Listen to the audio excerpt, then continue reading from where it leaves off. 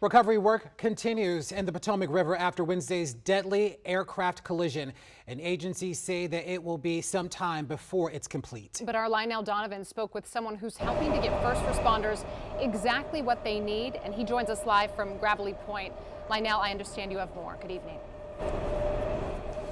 Good evening, Simone. Well, right now we're here at Reagan National Airport. Agencies are giving themselves a wide berth to work, but let me give you an idea of what's happening on the water right now in regards to recovery. Like you all were talking about, that heavy equipment is on the water right now. They have that giant crane on one of the barges in order to pick up some of the heavier pieces of the debris and the wreckage that is found. Now, today I got a chance to speak with a member of the Potomac Riverkeepers network about his experience with this recovery effort.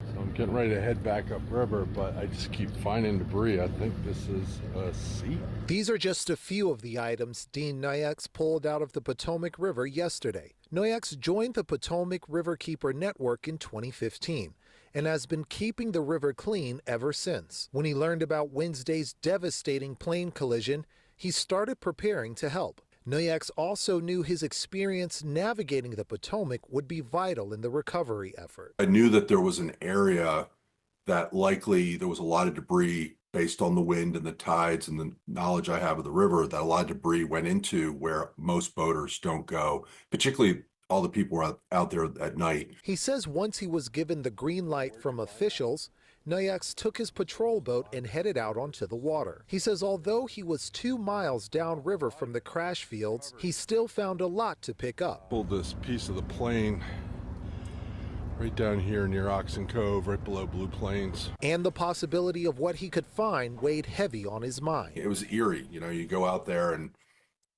quite frankly, you're hoping you don't see some of the things you know are in the river. In the end, Noyex says he was happy to do what he could to help. Quite frankly, like what the first responders are dealing with is just, I can't even imagine what they're dealing with and going through. And I was just there to help where I could.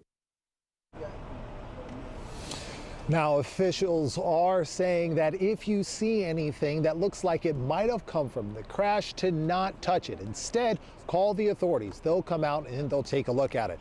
Now, as far as Noyex, he is saying that due to the change in the weather, he has no plans on getting back out on the water this weekend.